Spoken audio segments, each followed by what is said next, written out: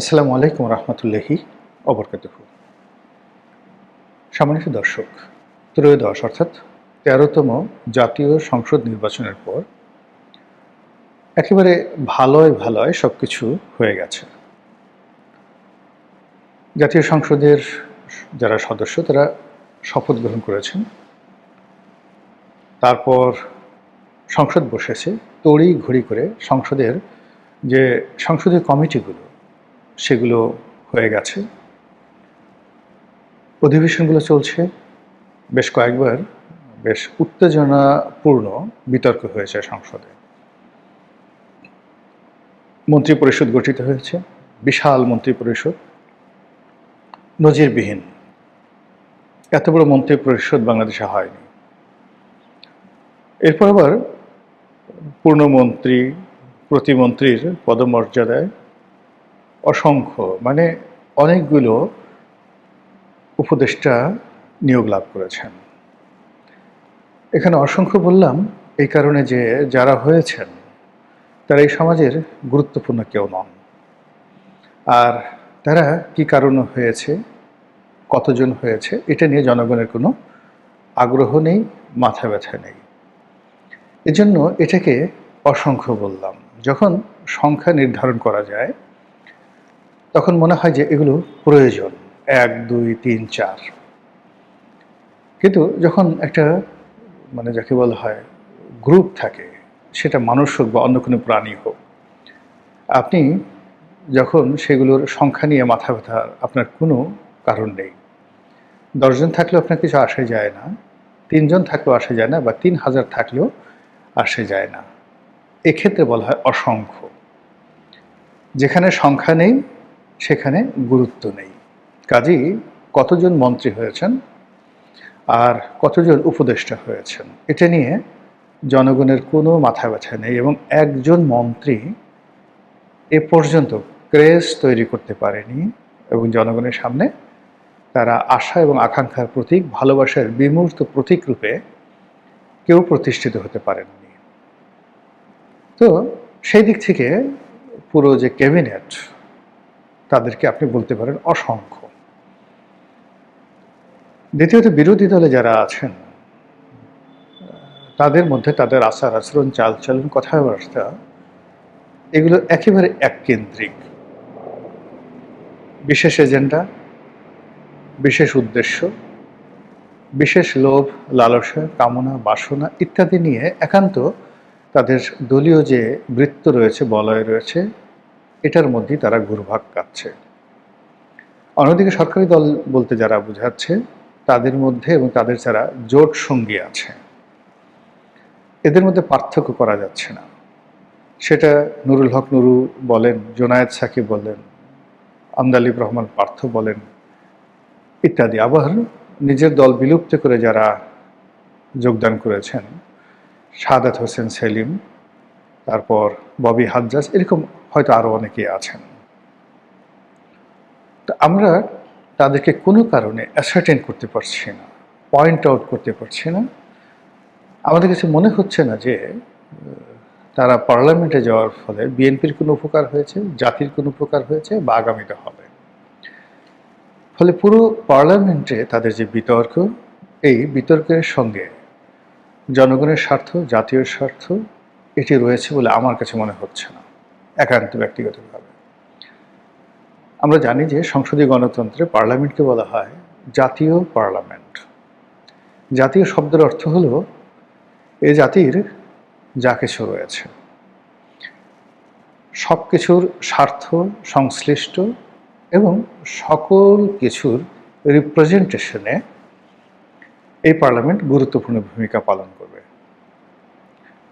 এই পার্লামেন্টের মধ্যে বাংলাদেশের যে শুয়োরগুলো আছে, কুকুরগুলো আছে, কেঁচোগুলো আছে, সাপ, রয়্যাল বেঙ্গল টাইগার, আকাশের যে বায়ুমণ্ডল, নক্ষত্রমণ্ডলী অতদূর আমাদের যাওয়ার দরকার নেই, বায়ুমণ্ডল, পাহাড় পর্বত, ধর্মরাজি থেকে শুরু করে মানুষ, মানুষের দেহ, মন, মানসিকতা, চিন্তা, চেতনা, সমাজ, সব কিছু, মানে এই জাতি, একটা জাতি গঠন করতে যা যা লাগে, জাতি গঠন করতে কচু গাছ লাগে, কচুর লতি লাগে, জাতি গঠন করতে এমনকি এই ড্রেন লাগে, ড্রেন, ময়লা লাগে, আবর্জনা লাগে। সকল ব্যাপারে একটা সুষ্ঠু ম্যানেজমেন্ট, একটা উন্নয়ন এবং সভ্যতার স্তরে এক স্তর থেকে আর এক স্তরে পদার্পণ করার জন্য এই জাতীয় সংসদের যারা কর্তা ব্যক্তি রয়েছেন তারা কাজ করবেন। এজন্যই এটা জাতীয় সংসদ, জনগণের সংসদ, প্রকৃতি এবং পরিবেশের সংসদ, মানুষের সংসদ। কিন্তু এই যে 1.5 মাস হয়ে গেল এই সংসদে যে কথা, সেই কথায় একটি বারের জন্য ডিজেলের সমস্যা নিয়ে কি হচ্ছে? কৃষক নির্ঘুম রজনী কাটাচ্ছে। ডিজেল নেওয়ার জন্য অনেক কৃষক পেট্রোল পাম্পে এসে বসে জ্ঞান হারিয়ে ফেলছেন। তরমুজ খেতে হাজার হাজার নয়, লক্ষ লক্ষ তরমুজ পচে যাচ্ছে। ওগুলো যে সেই বিভিন্ন অঞ্চল থেকে এনে পরিবহন করে ঢাকাতে এনে বিক্রি করবে, পরিবহন পাওয়া যাচ্ছে না।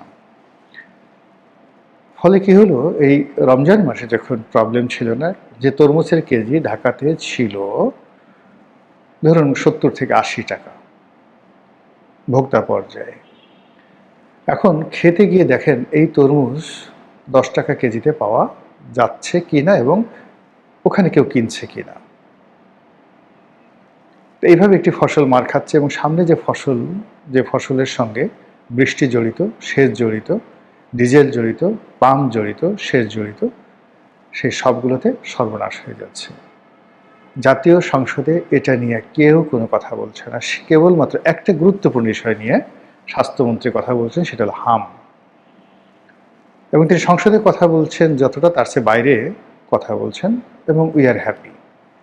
স্বাস্থ্যমন্ত্রীর ব্যাপারে আমরা হ্যাপি। এর বাইরে বিভিন্ন মন্ত্রী এবং সংশ্লিষ্ট সেই মন্ত্রণালয়ের সঙ্গে স্বার্থ সংশ্লিষ্ট বিরোধী দলের যারা কর্তা ব্যক্তি, তারা যে সকল কথা বলছে সে সকল কথাবার্তা মনে হচ্ছে যে জুলাই সনদ এবং সংবিধান সংশোধন, আওয়ামী লীগ নিষিদ্ধ করা, তারপর তত্ত্বাবধায়ক সরকারের আমলে নয়, ঠিক এই অন্তর্বর্তীকালীন সরকারের আমলে মাজদার হোসেন মামলার যে অন্তর্নিহিত তাৎপর্য অনুযায়ী সরকারের নির্বাহী বিভাগ থেকে বিচার বিভাগকে আলাদা করার জন্য যে দাবি ছিল, বোথ বার অ্যান্ড বেঞ্চ, উকিল এবং যারা বিচারক সকলের যে দাবি ছিল, সেই দাবি হলো বিচার বিভাগ পৃথকীকরণ হবে, সুপ্রিম কোর্টের অধীন থাকবে, আলাদা একটা সেক্রেটারিয়েট থাকবে এবং এই কাজটি আসিফ নজরুল সাহেবরা করে গেছেন প্রশংসার দাবি খুব অল্পতম সময়ে। এবং এই কাজ করার জন্য যে সরকারি সিদ্ধান্ত অন্তর্বর্তীকালীন সরকার খুব স্বল্পতম সময় নিয়েছিল, এখন নতুন সরকার এসে এটা আবার সেই শেখ হাসিনার জমানাতে, সাবেক জমানাতে ফিরে নেওয়া যাওয়া হয়েছে। তো এই যে কাজগুলো হচ্ছে, সেই কাজের ফলে এই জাতীয় সংসদকে মনে হচ্ছে বিএনপির সংসদ। যারা ক্ষমতাধর তাদেরকে মনে হচ্ছে এটা জাতীয় সংসদ না, এটা বিএনপির সংসদ। আর বিরোধী দল, এটা জামাতের সংসদে বলা যাচ্ছে না, এনসিপির সংসদ বলা যাচ্ছে না, মনে হচ্ছে এই সংসদের পেছন থেকে কেউ টানছে, কেউ প্রভাব বিস্তার করছে, কারো এজেন্ডা বাস্তবায়নের জন্য বিরোধী দল কাজ করছে, আর তিনি স্বয়ং ডক্টর মোহাম্মদ ইউনূস। এইভাবেই আমার কাছে মনে হচ্ছে। ফলে এখনো পর্যন্ত সংসদের কর্মকাণ্ডে কোনো রকম গতিশীলতা আসেনি। সরকারের কর্মকাণ্ড নিয়ে জনগণের মধ্যে কোনো আশা এবং আকাঙ্ক্ষা তৈরি হয়নি। মানুষ যার যার অবস্থানে এতটা ব্যস্ত, এতটা অসহায়, প্রবল বেগে যেভাবে দৌড়াচ্ছে এবং যেভাবে একটার পর একটা সমস্যা হুমড়ি খেয়ে এসে পড়ছে, মানুষ দিক বিদিক কাণ্ডজ্ঞানহীন হয়ে কেবলই ছুটছে। আজকে আমি এই ভিডিওটি করছি এপ্রিল মাসের 4 তারিখে। আকাশ ভীষণ রকম গরম। ঢাকা শহরের কিছু কিছু এলাকাতে বাতাস দেখা যাচ্ছে, যারা ঘনবসতিপূর্ণ এলাকা সেখানে বাতাস নেই। গ্রাম অঞ্চলে ভ্যাপসা গরম।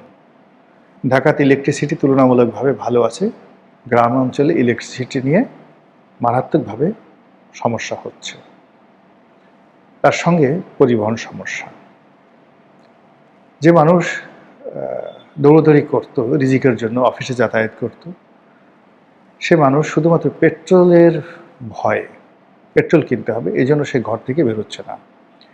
যার জীবনযাত্রা এয়ার কন্ডিশন, গাড়ি, বাড়ি এগুলোতে মোটামুটি যে অভ্যস্ত হয়ে গেছে, সে মানুষটি পাবলিক বাসে করে, তার যদি চাহিদা না থাকে, সে কোনো অবস্থাতে ঘর থেকে এই প্রচণ্ড গরমের মধ্যে বের হচ্ছে না। ফলে ধরুন একজন ইন্ডাস্ট্রিয়ালিস্ট, তিনি যদি তার শিল্প কলকারখানাতে যেতেন, বসতেন, তার ডেইলি হয়তো কারো 5 লাখ, কারো 10 লাখ, কারো 1 কোটি টাকা অতিরিক্ত আয় হতো, ট্রানজ্যাকশন হতো। আর সে এখন ঘরে বসে যে হুকুম দিচ্ছে, হাকাম দিচ্ছে, যেহেতু তার সমস্যা নেই, কিন্তু তার শিল্প প্রতিষ্ঠান, ব্যবসা প্রতিষ্ঠান সব কিছু এই ডিজেলের জন্য মানে রীতিমতো হাহাকার করছে। এই অবস্থায় কতদিন চলে বলা যাচ্ছে না। আর এরই মধ্যে মার্কিন ডিপ স্টেটের যারা এজেন্ট রয়েছে, তারা এখনো পর্যন্ত বাংলাদেশের জন্য আমেরিকা কতটা গুরুত্বপূর্ণ, আমেরিকা থেকে কিভাবে এলএনজি আসছে, তারপর কিভাবে বাংলাদেশ থেকে রপ্তানি হচ্ছে, এই বিষয়গুলো লাইমলাইটে দেখানো হচ্ছে যে আমেরিকা ছাড়া বাংলাদেশে কোনো গত্যন্তর নেই। আর অন্যদিকে জামাতের যারা লোকজন, এনসিপির যারা লোকজন, তারা একদিকে ডক্টর মোহাম্মদ ইউনূসকে ডাকছে, অন্যদিকে তাকে ভয় দেখানো হচ্ছে, অন্যদিকে তার ভয়, ইউনূস সাহেবের ভয় দেখিয়ে সরকারকে চাপ প্রয়োগ করার চেষ্টা করা হচ্ছে। বিপরীতে বিএনপি, তারা মনে করছে যে যে কোনো মূল্যে ক্ষমতায় থাকতে হবে 2041 সাল পর্যন্ত, আরও বেশি। আর এই 41 সন পর্যন্ত ক্ষমতায় যদি থাকতে হয়, তারেক রহমান সাহেব এবং তার পরিবারকে মানে সবার মাথার উপরে রাজ মুকুট রূপে প্রতিষ্ঠিত করতে হবে। এবং এগুলো নিয়ে সব কথা বলা যায় না, বলা উচিত নয়। এমন ন্যাকামি, এমন স্যাসলামি শব্দটি আমি সাধারণত ব্যবহার আমি এই প্রথম করলাম। আপনারা যারা দেখেন আমার যাকে বলে কন্টেন্ট, তারা বুঝতে পারেন। ভাষার ব্যাপারে আমি সাধারণত যাকে বলা হয় সতর্ক থাকি। কখনো কখনো আঞ্চলিক ভাষা বা শব্দ